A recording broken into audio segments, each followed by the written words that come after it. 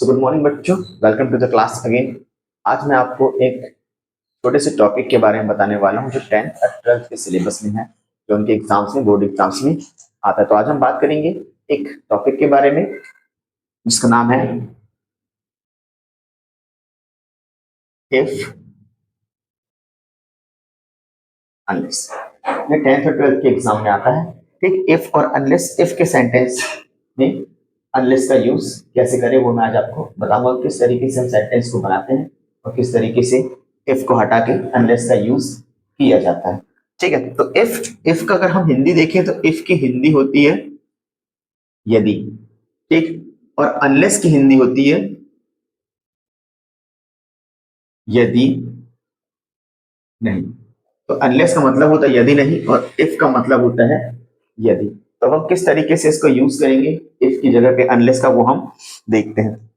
तो आपको ध्यान रखना है, जब भी इफ के सेंटेंस में आपको नॉट मिलेगा, ठीक है, या आपको डज नॉट मिले या आपको डू नॉट मिले, तो आपको इन सब को क्या कर देना है, हटा देना है। जब आप यूज किसका करेंगे, जब आप यूज किसका करेंगे, अनलेस का। ठीक है, ध्यान ये रखना है आपको। तो जब भी आपको इफ के सेंटेंस में not, does not, do not आपको मिलता है तो उसको आपको अलग कर देना है। जब आप यूज किसका करेंगे, अनलेस। जब भी आप इफ के सेंटेंस में, माना इफ के सेंटेंस को अनलेस में चेंज करेंगे, तो उस समय जब भी इफ के सेंटेंस में अगर आपको not, does not, do not अगर आपको मिलता है तो आपको उसको वहां से हटा देना है। जब हम किसका यूज करेंगे, जब हम अनलेस का यूज करते हैं। ठीक है, अब वो किस तरीके से करेंगे मैं आपको बताता हूँ। ठीक है, अब हम देखेंगे उसके एग्जांपल्स कि हम किस तरीके से सेंटेंसेस में से, इफ के सेंटेंसेस में से अनलेस लगाते हैं और डू नॉट, नॉट या डज नॉट को हटा देते हैं। ठीक है, तो ध्यान रखिएगा, अगर आपके पास में कोई भी सेंटेंस है, यदि मान लीजिए सेंटेंस है if you don't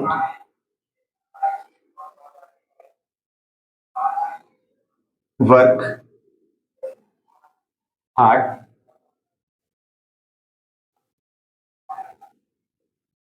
you will not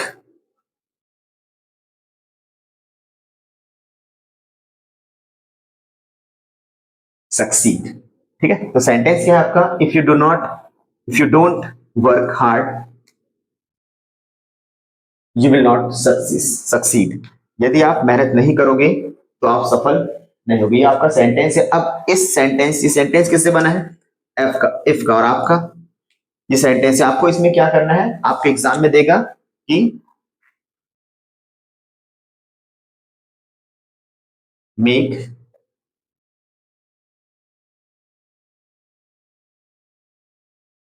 sentence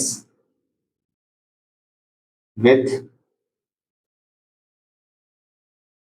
unless. ठीक है, तो आपको इसको क्या करना है, सेंटेंस किससे बनाना है आपको, अनलेस से। ठीक, अब अपन इसको बनाएंगे कैसे वो अपन देख लेते हैं।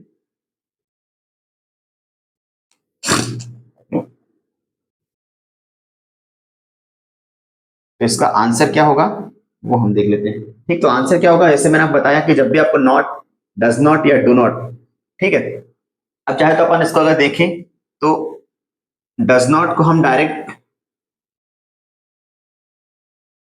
डजंट भी बोलते हैं और डू नॉट को हम डोंट भी बोलते हैं। ठीक है, तो अपन को करना क्या है, इसको हटाना है। जब हम यूज करेंगे अनलेस का, तो यहां पे सेंटेंस क्या हो जाएगा, अनलेस यू, डोंट हटा देंगे हम, क्या आ जाएगा, unless you work hard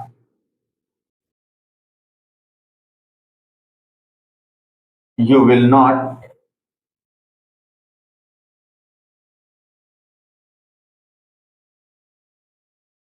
succeed।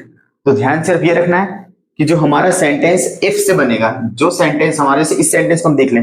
अगर हम इस सेंटेंस को देखें, इसमें क्या लिखा है, if you do not work hard you will not succeed. तो यहाँ पे दो सेंटेंसेस है, पहला सेंटेंस है इफ के साथ में if you do not work hard, और सेकंड सेंटेंस है यू विल नॉट सक्सीड। तो हमने चेंजेस किसमें किया है, सिर्फ इफ वाले सेंटेंसेस में से हमने क्या हटाया है, डोंट को हटाया है, और क्या यूज किया उसके जगह पे, इफ की जगह पे अनलेस, और उसको हटा दिया, बाकी पूरा सेंटेंस एज इट इज हमने वैसा रख दिया। और सेकंड वाले सेंटेंस में हमने यहाँ नीचे कोई भी चेंजेस नहीं किए, हमने उस सेंटेंस को वैसे का वैसा ही रहने दिया। तो सेंटेंस क्या हो गया, unless you work hard you will not succeed. अगर आप मेहनत नहीं करते हो, यदि आप मेहनत नहीं करते हो तो आप सफल नहीं होगी।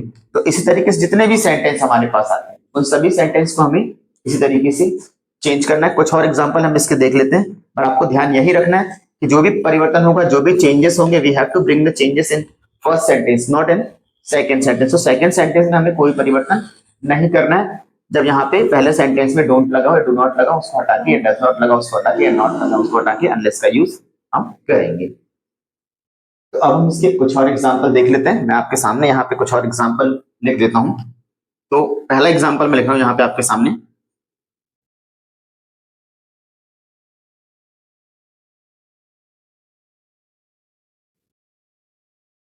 if they don't start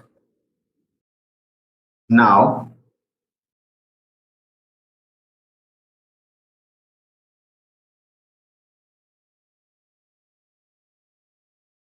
they will be late। ठीक है, तो सेंटेंस क्या लिखा मैंने, if they don't start now they will be late. ठीक है, तो हमें करना क्या है, यहाँ पे जब हम अनलेस का यूज करेंगे, यहाँ पे क्या यूज कर लेंगे हम, इफ की जगह पे, इफ की जगह हम क्या यूज कर लेंगे यहाँ पे, अनलेस। फिर उसके बाद में सब्जेक्ट एज इट इज वैसा ही रहेगा,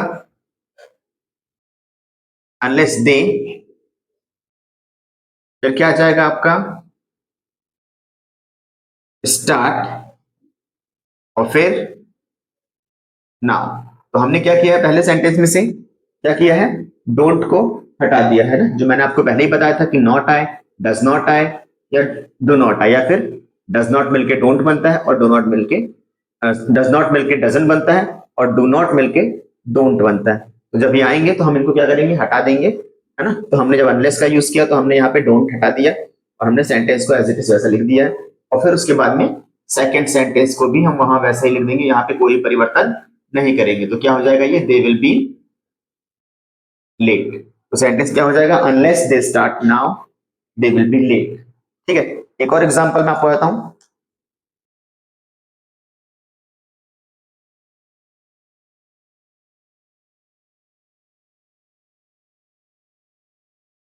if she doesn't sing I will sing। ठीक है, तो सेंटेंस क्या है, if she doesn't sing I will sing। तो यहां क्या करना है हमें, if को हटाना है, तो हम क्या लगा देंगे यहाँ पे, अनलेस। और जब हमने अनलेस लगा दिया है तो हमें डज नॉट भी यहाँ से क्या करना है, हटा देना। तो हम यहाँ पे क्या लगा देंगे, डजंट यहाँ से हटा देंगे, और यहाँ पे क्या आ जाएगा, सॉरी सब्जेक्ट का यूज करेंगे पहले, अनलेस सी सिंग्स। अब देखिए यहाँ पे जो सेंटेंस था, क्या किया हमने, यहाँ से डजंट को हटा दिया, और सी के साथ क्या यूज करना है हमें, सिंग।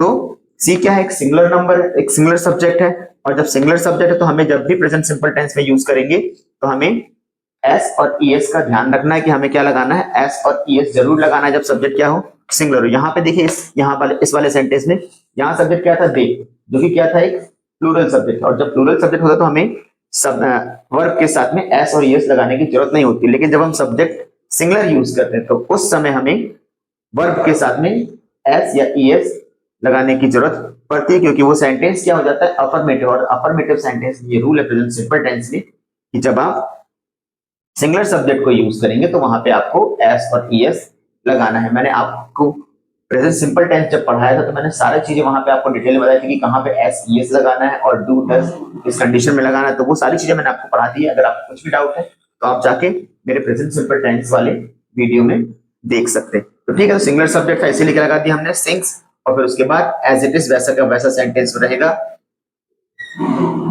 आई विल सिंग। तो सेंटेंस क्या हो गया, unless she sings I will sing. यदि वो नहीं गाती है तो मैं गाऊंगा। ठीक है, अब कुछ और एग्जांपल मैं आपको बताना चाहूंगा जिसमें यूज किसका होता है।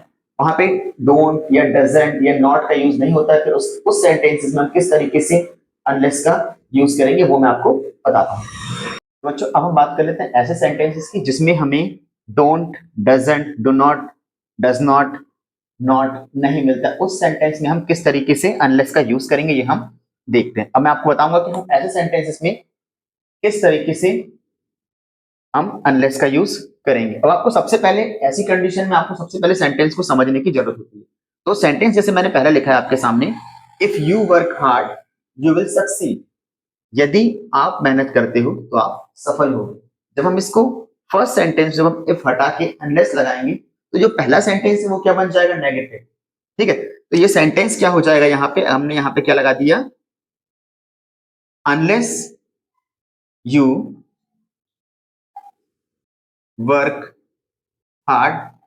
ठीक, यदि आप मेहनत नहीं करते हो। अब सेंटेंस का सेंस देखिए, यहाँ पे क्या था, if you work hard you will succeed. यदि आप मेहनत करते हो तो आप सफल होंगे। अब यहाँ पे सेंटेंस, पहले सेंटेंस का मतलब क्या हो गया, if you work, unless you work hard. तो अनलेस यू वर्क हार्ड का मतलब होगा यदि आप मेहनत नहीं करोगे तो क्या नहीं होगे। अब ये तो नहीं लिख सकते अपन यहाँ पे यू विल सक्सीड मतलब आप सफल होगे। तो सेंटेंस, अगर हम ये सेंटेंस को ऐसे ही same to same as it is वैसे का वैसा लिख देंगे तो सेंटेंस का मतलब क्या होगा, unless you work hard you will succeed. तो यदि आप मेहनत नहीं करते हो तो आप सफल होगे। तो ऐसा तो होता ही नहीं कि कोई इंसान अगर मेहनत ना करे और वो सफल हो जाए। तो हमें दूसरे सेंटेंस को क्या करना पड़ेगा, इसके अकॉर्डिंग नेगेटिव बनाना पड़ेगा।